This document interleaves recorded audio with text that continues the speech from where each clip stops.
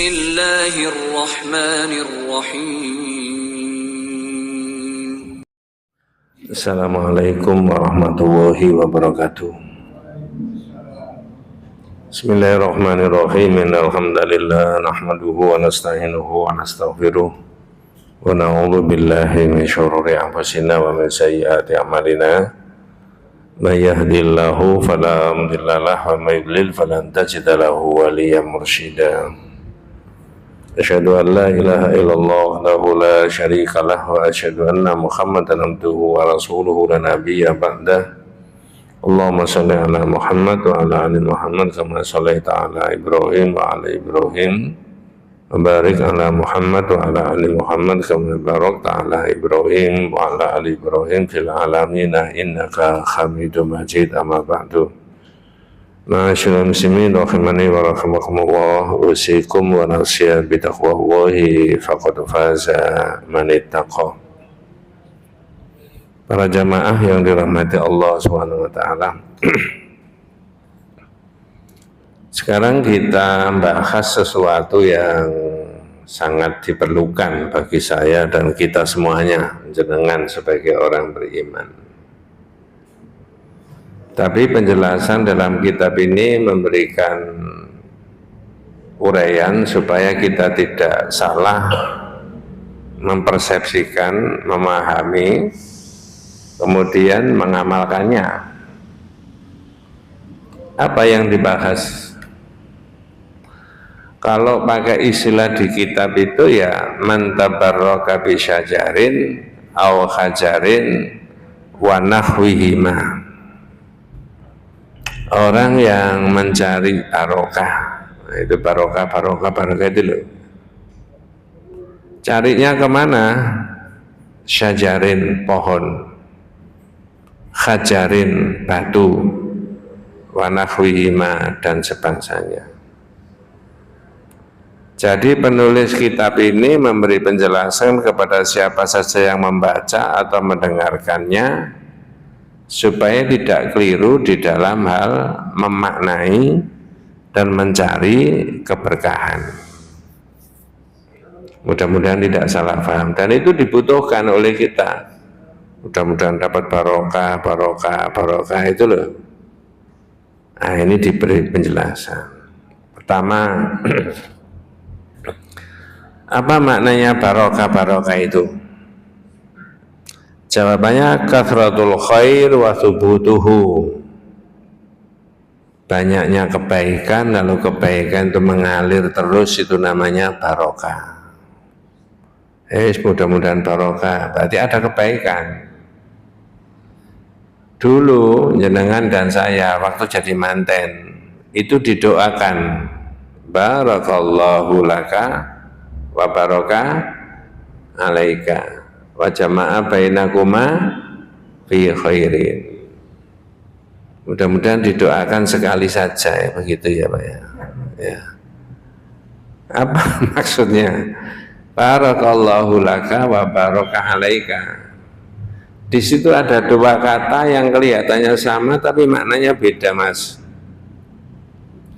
Yang satu barakallahu laka, yang satu alaika. Dalam bahasa Arab, laka itu maksudnya kebaikan. Mas, Mbak, saya doakan mudah-mudahan rumah tanggamu mulai hari ini sampai akhir, jika ada kebaikan, ekonominya lagi baik, karirnya lagi baik, rumah tangganya semuanya baik, mudah-mudahan ada barokahnya. Itu laka. Nah, jangan-jangan naudzubillah min dzalik, bukan kita semuanya. Kadang-kadang ada orang yang ekonominya lagi naik ya, tapi nggak barokah. Ada saja ujiannya yang Allah timpakan di situ. Nah, di situ saya tanya, enak mana jenengan dan saya? Ya, buahnya tapi tidak barokah. Sedikit tapi barokah, enak mana? Enak banyak barokah. Masya Allah, jenengan itu didhawuhi oleh Nabi, oleh Quran ini ya. Ya. Jadi pertama barokah dari kebaikan. Itu kalau rumah tangga, barakallahu laka. Sebaliknya Mas, wa barokah alaika. Kalau ada yang tidak baik, namanya orang berumah tangga setahun, 2 tahun, 10 tahun, 20 tahun dan seterusnya, ada saja diuji oleh Allah sakit, diuji oleh Allah putranya, diuji oleh Allah ekonominya. Namun demikian mudah-mudahan tetap apa? Ada barokahnya, ada kebaikannya. Itu bukan karangannya ulama, tapi itu adalah dawuhnya Nabi. Jadi saya selipkan makna dari barakallahu laka wa barokah alaika. Laka maksudnya kebaikan, alaika ketidakbaikan. Yang gak enak itu mudah-mudahan ya tetap ada barokahnya. Karena barokahnya tadi maknanya kasratul khair wa subutuhu. Banyaknya kebaikan lalu kebaikan mengalir. Nah, saya lanjutkan berikutnya. Wa talabul barokah la yakhlu min amrayni itsnaini. Nah, ini yang penting buat kita, Mas. Wa talabul barokah la yakhlu min amrayni itsnaini. Orang memperoleh keberkahan itu tidak lepas dari dua. Jenengan siapkan dulu surat Shad surat 38 ayat 29. Saya ulangi surat 38 ayat 29. Jadi nanti jenengan ketemu ayat itu ada makna barokahnya, bisa menerangkan kepada orang lain. Wa talabul barokah la yakhlu min amrayni itsnaini. Orang memperoleh keberkahan tidak lepas dari dua. Satu tadi dalilnya itu tadi. Bi amrin syar'iyyin maklumin, yang pertama. Dengan sesuatu yang menurut syariat. Nah, ini penting. Apa maksudnya? Benda, barang, waktu, tempat, ya, itu disebut barokah, ada barokahnya. Yang menyebut siapa? Syariat. Nah, saya ulangi, benda, barang, tempat, waktu disebut ada barokahnya, itu yang menyebut syariat. Itu maksudnya bi amrin syar'iyyin maklumin, dengan sesuatu yang menurut syar'i. Contoh waktu ya, waktu. Bulan Ramadan, apa betul bulan Ramadan itu penuh keberkahan? Yang menyebut hadis, laqad ja'akum syahrun mubarak. Laqad ja'akum Ramadan syahrun mubarak. Berarti di bulan itu ada banyak keberkahannya. Ada sholat, ada puasa, ada qiraatul Quran, ada Lailatul Qadar, ada macam-macam. Orang digampangno sama Allah itu ya. Puasa 30 hari, baca Quran, tarawih dan sebagainya dan sebagainya. Nah, yang saya suruh baca tadi surat apa tadi, Mas? Shad surat 38 ayat 29. Itu yang disebut Quran, ada barokahnya.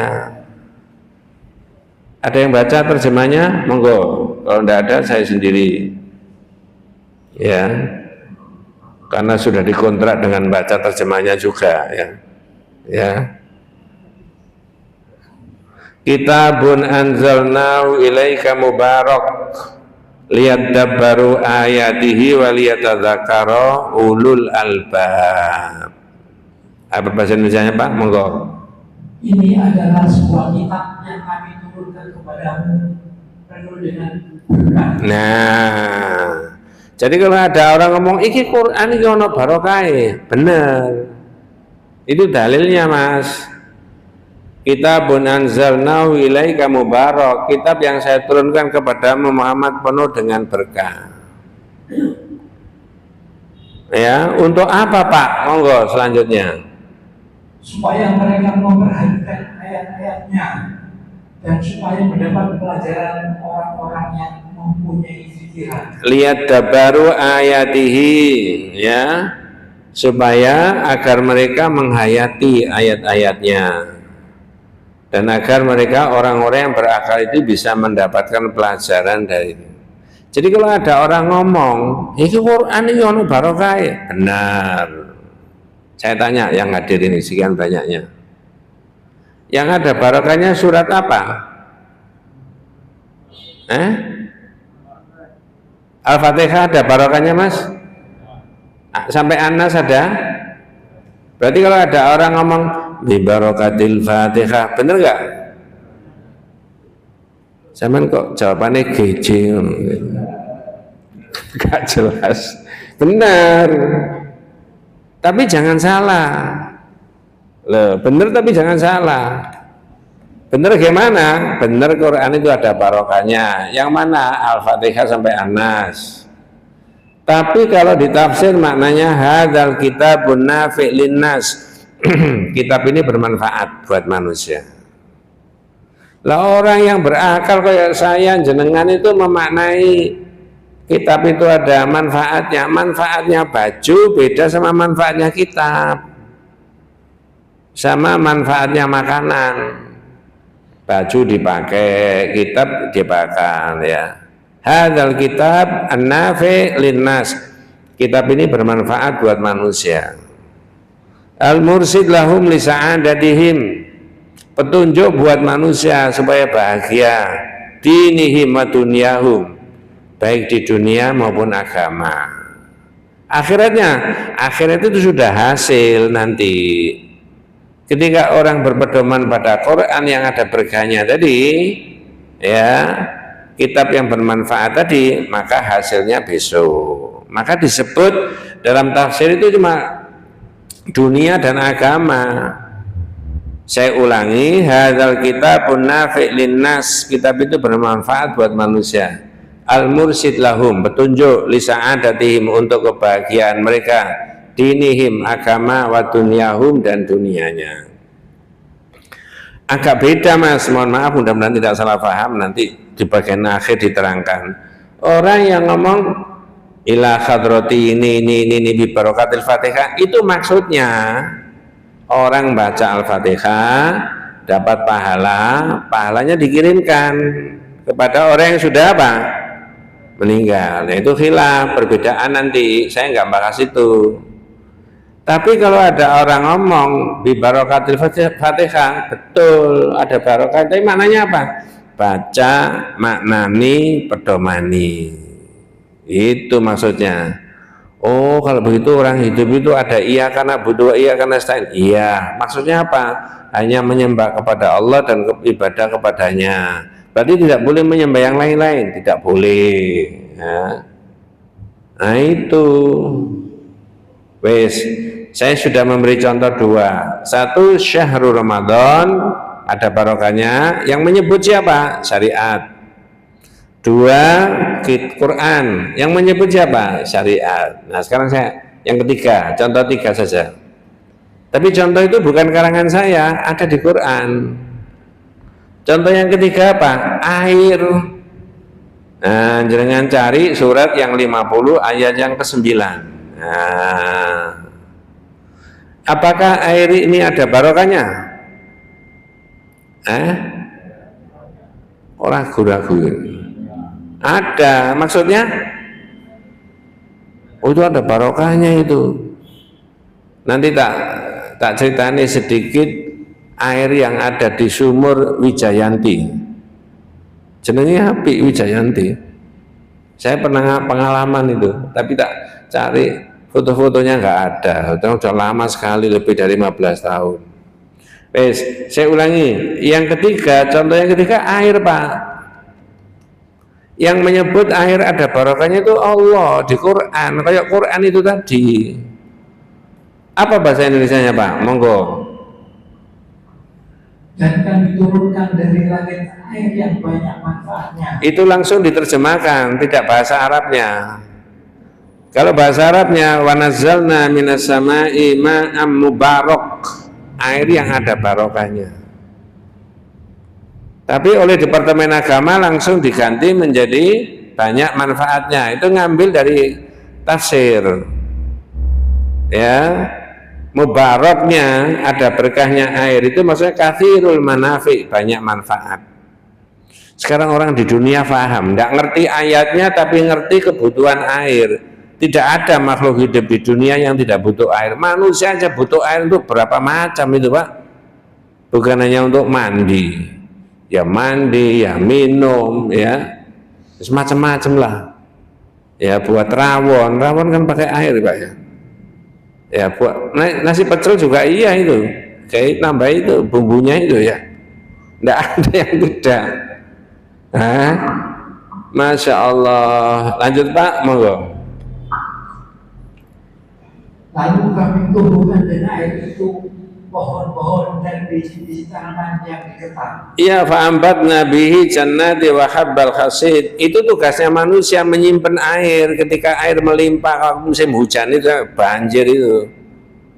Ya, jangan dibuang percuma karena ada barokahnya. Maksudnya apa? Kathirul manafi, banyak manfaatnya. Wes. Apa ada orang punya persepsi yang mohon maaf keliru mengenai air ada barokahnya? Saya ulangi, apa ada orang punya pendapat yang keliru mengenai air ada barokahnya? Air ada barokahnya benar, tapi memahaminya yang salah. Saya tadi cerita jenengan Sumur Wijayanti. Saya itu datang ke Jogja kalau tidak salah tuh, saya nggak menyebut daerahnya ya, desanya ya. Saya tahu sendiri Pak. Ada sumur ya, ada bunga-bunganya di pinggir-pinggirnya dan ditutup rapi sumur. Bunga yang dipetik-petik itu loh taruh situ, bukan bunga Citra Lestari, enggak. Begitu ya. Ada orang menghadap sumur begini Pak, berdoa, bener itu. Anak saya tak suruh foto kayak apa Pak, wis rahasia gitu. Difoto sama anak saya, tak cari fotonya nggak ada. Saya tanya, pakai cara Jawa, menikah menapa Pak? Sumur menapa? Sumur Wijayanti. Oh, maksudnya pun kata tiang-tiang saya mundut toyanipun ngambil airnya dibawa pulang supaya rumahnya dapat apa? Barakah. Bener nggak memaknai surat Qaf tadi? Maknanya air ada barakahnya, model kayak begitu. Tapi ada nggak? Ada. Jangan-jangan sampai ini pengalaman zaman dulu. Loh ya. Jangan jauh-jauh ke sana. Mohon maaf saya tidak mengolok-olok ya. Ini agama ini ya. Akidah. Orang tidak boleh tersinggung, tidak sependapat, tidak apa-apa. Apakah di Surabaya itu ada kuburannya Sunan Ampel? Ada toh? Menurut sejarah. Sampai nggak ikut meneliti ya percaya aja lah itu. 500 tahun yang lalu. Apakah di sana ada sumurnya? Apakah sumurnya sampai sekarang itu masih baik airnya? Kalau tidak percaya takkan ini iya gitu aja wis. Ya. Apakah ada orang punya pendapat yang salah? Ini sumur zaman dulu dipakai oleh para wali-wali mandi ini dan sebagainya. Tak ngambil beberapa galon atau beberapa liter, beberapa botol dibawa pulang dicampur dengan air yang di rumah supaya di rumah dapat apa? Bukan itu Mas. Hakikatnya air zaman dulu sampai sekarangnya sama saja. Tapi persepsi yang salah. Quran tadi sudah diterangkan. Barokahnya apa? Hadzal kitabun nafi, itu bermanfaat. Ya, bukan orang haji dan umroh lalu pergi ke Mekah ke Madinah sana. Beli Quran di sana boleh Pak? Dibawa pulang, nggak pernah dibaca, ditaruh di rumah. Ini Quran cetakan mana? Mekah, beda sama cetakan Lamongan misalnya begitu ya. Mohon maaf ya. Supaya dapat apa? Tidak begitu. Itu namanya bi amrin syar'iyyin ma'lumin, dengan sesuatu yang menurut syariat. Oh, kalau begitu tidak digebiau ya Pak? Iya nggak digebiau ya. Kabeh dianggap apa? Enggak, nanti dulu. Memang barokah itu ada. Tapi konsepnya tauhid, satu harus ditunjukkan menurut syariat, ada dalilnya. Sudah tak kasih contoh 3 tadi. Satu, bulan Ramadan. Yang kedua tadi apa? Al-Quran. Yang ketiga, air. Dua dari mana? Dua dari pertama tadi pakai syariat tadi ya. Yang kedua, bi amrin khisiyin ma'lumin ayyakuna bi amrin khisiyin ma'lumin. Orang mencari barokah itu dengan sesuatu yang menurut indrawi, akal. Mas, melok ngaji, ndak suwe, gak sampai sak jam, paling 40 menit paling lama itu, supaya dapat barokahnya. Bener Pak? Maksudnya apa itu?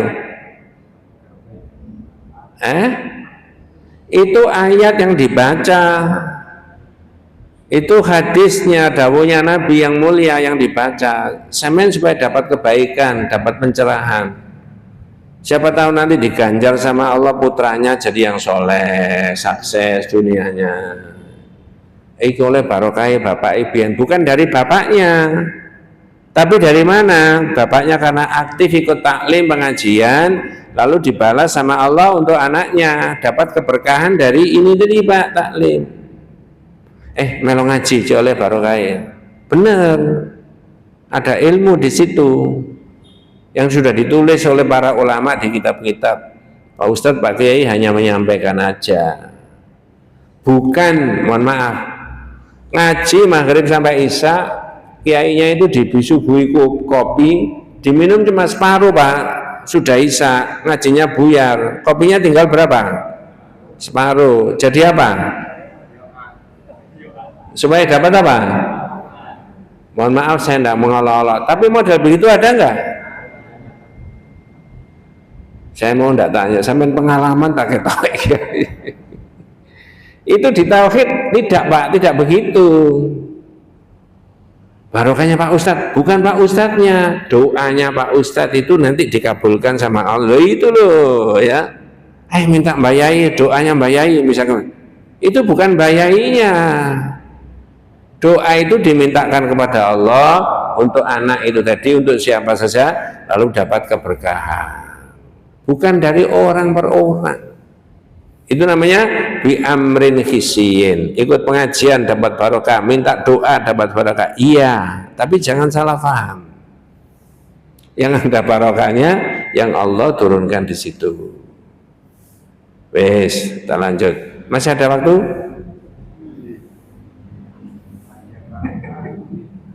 Kalau masih ada waktu tak teruskan. Ya, kalau enggak ya wabillahi taufik wal hidayah itu. Ini para jamaah jenengan yang sudah pernah tindak haji dan umrah, mudah-mudahan diterima sama Allah ya. Yang belum mudah-mudahan dimudahkan ya Allah. Enggak tahu dengan cara gimana itu ya. Ada jamaah di sini itu yang dapat hadiah umrah itu satu. Saya menyelenggarakan pengajian, yang hadir itu 2.000 orang, 2.000 jamaah. Ada momen, jadi jamaah yang ngaji tauhid di mana-mana tak undangi semuanya Pak. Temanya ngaji tauhid 1.000 jamaah, tapi yang datang 2.000. Sampai mungkin nggak termasuk yang diundang barangkali ya. Nggak tahu ya. Tapi biasanya tiap tahun diselenggarakan itu ya. Kemarin Rihla itu yang ikut itu 770 ke situ Bondo Utama Raya. Itu emak-emak semuanya 15 bis. Ngaji yang ngaji tauhid gini loh Pak, di mana-mana itu. Ya. Ada 74 titik kalau tidak salah itu ya, tak hitung itu. Sini, di sini itu undang semuanya. Tak lanjutkan ya. Yang haji, yang sudah haji dan umrah mudah-mudahan diterima, yang belum mudah-mudahan dimudahkan sama Allah ya. Ada saja caranya Allah itu ya. Saya tanya, di pojoknya Ka'bah itu ada batu kecil yang orang kalau mau tawaf dimulai dari situ. Namanya Hajar. Sunahnya Rasulullah disuruh mencium. Kalau tidak bisa mencium, pegang. Kalau tidak bisa pegang, isyarat dari jarak jauh. Lalu kemudian apa? Tawaf. Pertanyaan saya, Hajar Aswad ada barokahnya apa tidak?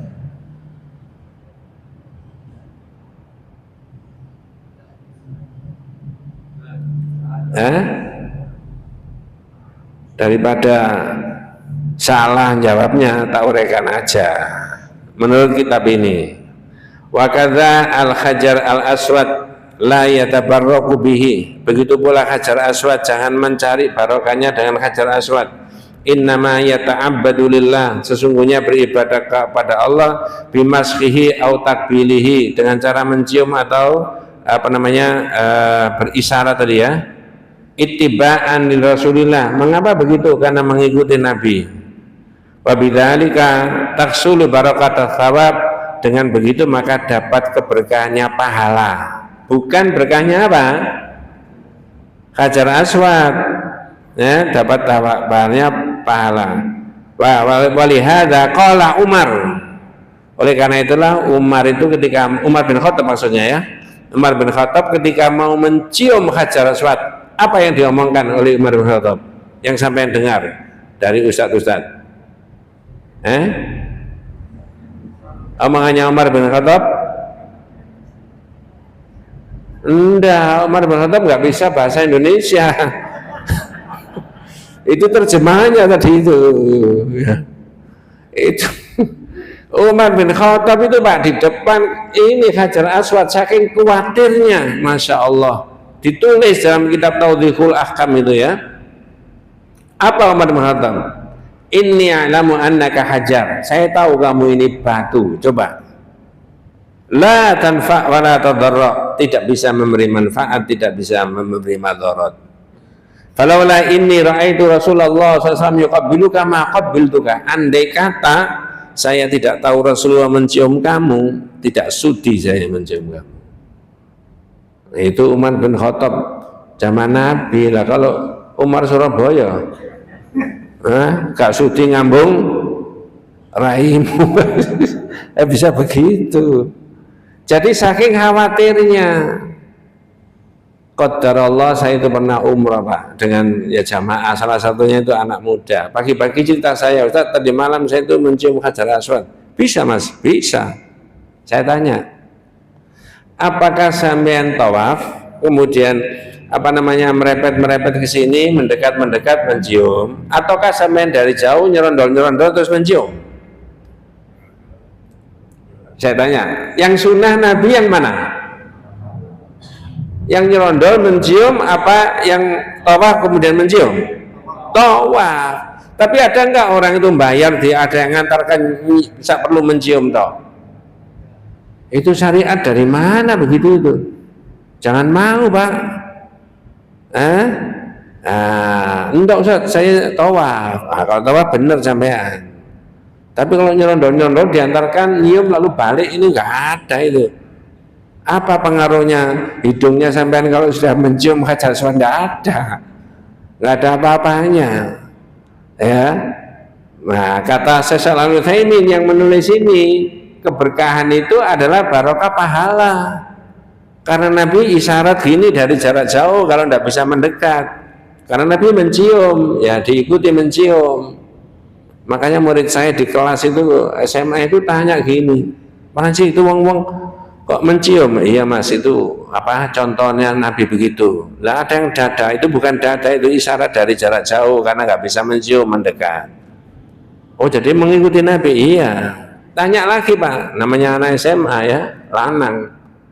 Andai kata dulu Nabi ngidoni, sekarang ngidoni semuanya Pak. Ya iya. Wah aneh-aneh sih ditakokno kamu itu. Ya itu sudah, itu saja, nggak mungkin. Nah begitu. Dari dua penjelasan tadi dengan beberapa dalil ditambahi keterangan tentang Hajar Aswad tadi, maka nah ini Pak yang mudah-mudahan tidak salah paham, orang tidak boleh mencari barokah di luar yang itu tadi. Ya. Apa ini Mas? Aku mau ziarah kubur. Kuburan siapa? Wali, syekh ini dan sebagainya. Cari barokahnya. Boleh nggak Pak? Di situ Pak? Di tauhid nggak boleh. Kalau dia masih hidup, ilmunya banyak, lalu kayak gitu ikut ngaji supaya dapat keberkahannya, boleh Pak? Boleh. Nah di situ bedanya tauhid itu, ya. Mohon maaf, kalau bisa pemahamannya tambah keliru, nanti ngambil bagian dari tanah yang ada di kuburan dibawa pulang, supaya dapat apa? Loh, ayo, yang mirip-mirip begitu ada nggak di masyarakat? Saya itu qadarullah, mudah-mudahan tidak riya. 2005 haji itu saya lihat itu ada yang namanya Maulidun Nabi, ada rumah sekian ya, kurang lebih besar mungkin ya, sebelahnya Masjidil Haram itu diyakini dulu tempatnya Nabi lahir di situ Pak. Ada tulisannya library, apa library? Pustakaan Al-Maktabah Al-Mukarramah. Saya masuk di situ. Wih, namanya perpustakaan ya kitab tok. Ya, saya ditawari kitab ini. Beli Pak, yang beli boleh, baca juga. Sekarang kalau enggak ada. Tapi di luar itu ada banyak tulisan Pak. Di tulisan di tembok-tembok itu tulisan resmi. Wahai para jamaah haji. Ada yang bahasa Indonesia tak baca itu. Ya, karena saya melihat ada banyak orang berdoa menghadap tempat itu Pak, membelakangi Ka'bah di luar Masjidil Haram waktu itu ya, 2005. Sekarang mungkin sudah situasinya berubah ya. Banyak orang berdoa menghadap itu.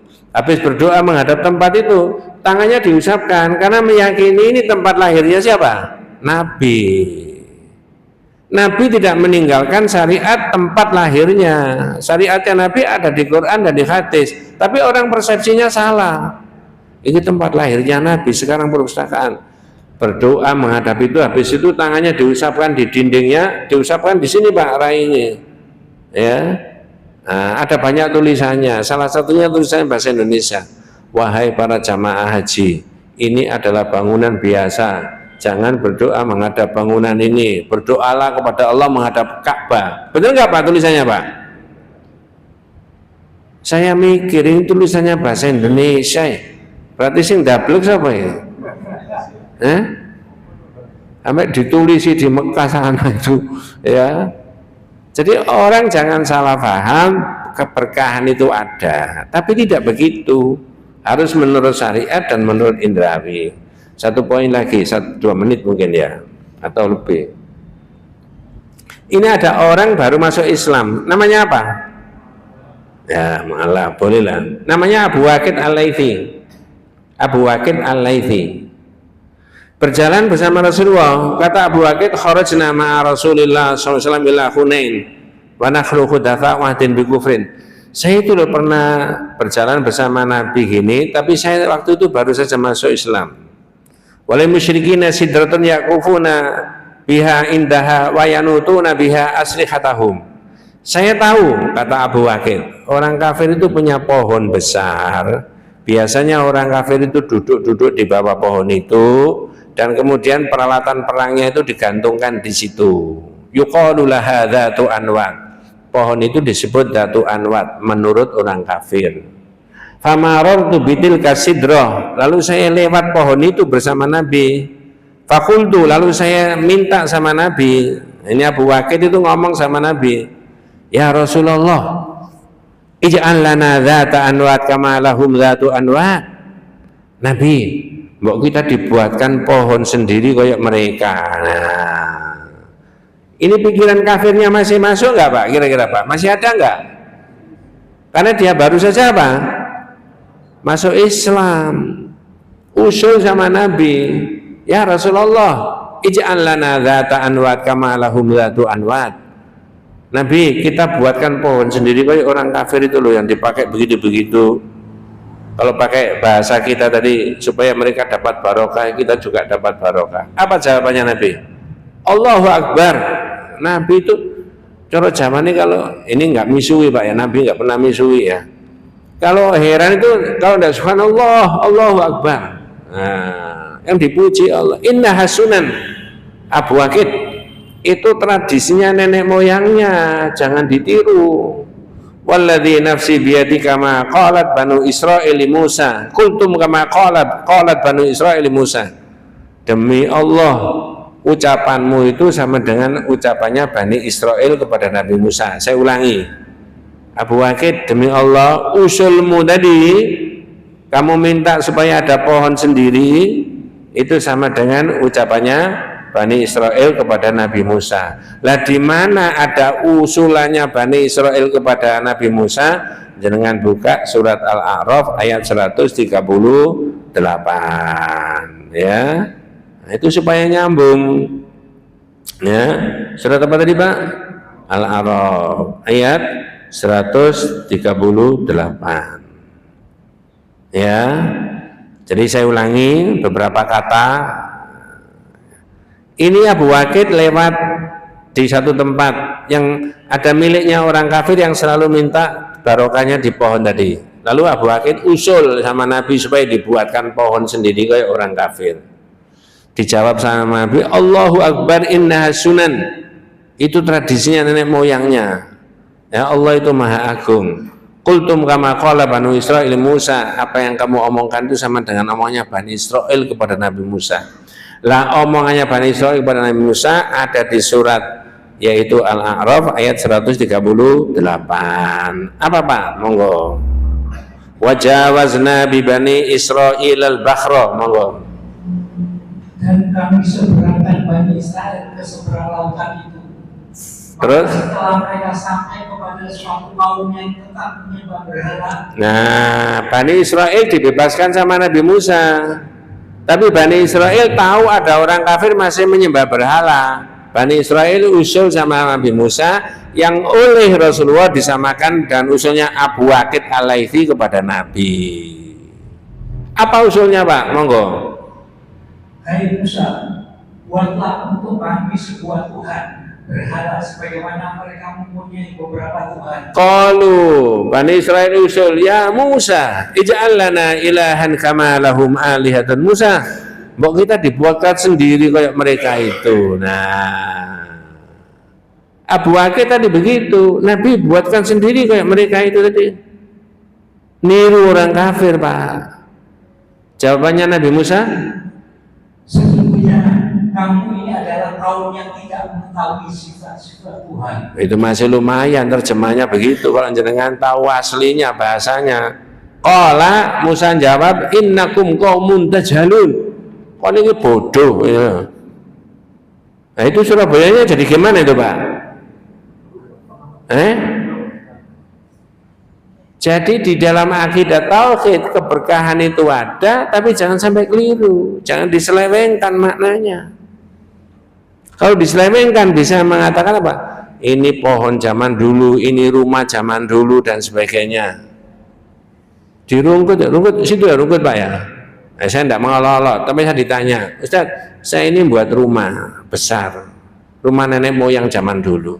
Lah sekarang anak saya, cucu saya itu pindah ke rumah sana, pindah rumah sana. Bawa tanah dari yang rumah asli boleh, kayak nguruk, saya bilang gitu. Tapi ternyata yang dimasukkan tidak begitu Pak. Anaknya itu pindah ke rumah yang baru supaya ngambil tanah sejengkal atau gegeman dibawa ke sana supaya dapat barokahnya rumah dari sini, karena ini orang tuanya sukses semuanya yang di sini itu loh Pak. Coba ada model gitu ditanyakan, untungnya dia tanya, nggak nyelonong aja bawa ke sana.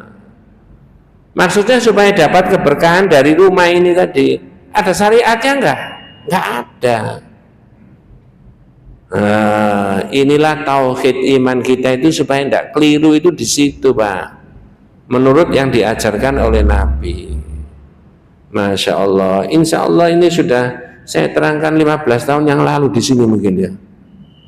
Enggak tahu saya main 15 tahun yang lalu itu di mana itu ya. Ya. Ngaji pagi-pagi itu tak terangkan di sini. 15 tahun apa 16 tahun yang lalu. Karena khatam ini baleni lagi, Pak. Nah, wallahu a'lam. Jadi setiap bab itu temanya beda-beda, Pak. Itu menjelaskan 2 kalimat syahadat. Ada ustadz nasional mengatakan kalau antum belajar tauhid saja, kita pilih khatam, kita pilih tauhid semuanya, balik lagi, itu sudah cukup jadi orang mukmin yang baik. Betul Pak. Ini judulnya berapa? Semuanya judulnya 67 judul. Ini judul yang keberapa? 9. Berarti kurang berapa itu? 67 dikurangi 9. Ada yang bawa kalkulator? Masih banyak, butuh 4 tahun, 5 tahun lagi baru khatam. Mudah-mudahan panjenengan dan saya diberi umur panjang yang barokah, ya, hidup yang barokah, keluarga kita diberi hidayah oleh Allah Subhanahu wa taala. Hadanallahu wa iyyakum ajmain. kita tutup dengan doa kafaratul majlis. Subhanakallahumma wa bihamdika asyhadu an la ilaha illa anta astaghfiruka wa atubu ilaik. Assalamualaikum warahmatullahi wabarakatuh.